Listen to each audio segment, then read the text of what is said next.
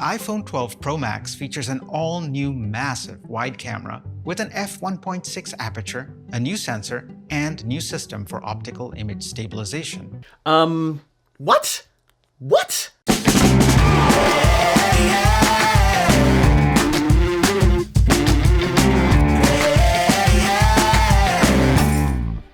So I'm sure you've seen the Apple event that happened today, and I usually don't make content around Apple products or anything with smartphones really, but that iPhone 12 Pro Max has got me thinking, and here's what I'm thinking. I might sell my ZV-1 for the iPhone 12 Pro Max. Okay, all right, let's sit down. We're gonna have a chat. We're gonna have a chat, you and I. Okay, come on, switch pod to your thing. All right, here we go. All right, pull up my MacBook Pro. Now, I don't usually get the biggest iPhone just because it's just too big for me. I was actually more interested in the iPhone 12 mini, but after seeing all the specs from the iPhone 12 Pro Max, I'm kind of leaning on getting that phone instead. We want to take it even further with our Pro line of iPhones. And here they are.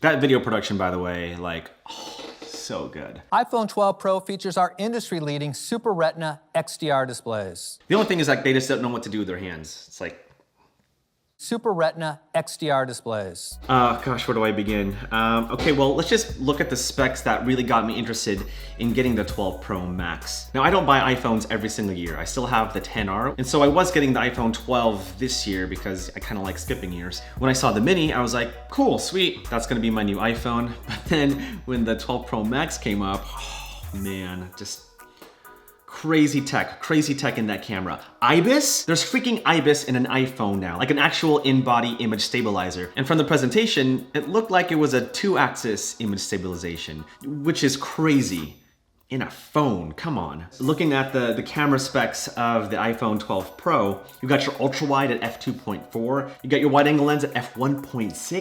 1.6, and a telephoto lens at f2.0. And what's crazy is that you can now shoot in Apple Pro RAW. That is nuts. That is nuts for a phone. Obviously, you got the LiDAR sensor. The night modes look really good. The deep fusion looks really, really good. But here's a feature that's like really luring me to get the iPhone 12 Pro Max in its 10-bit video. It's a freaking smartphone, man. You can shoot HDR video with Dolby Vision. That looks really cool. Definitely excited to try that out. But you can shoot 4K 10-bit video up to 60 frames per second. The ZV-1 can't do that.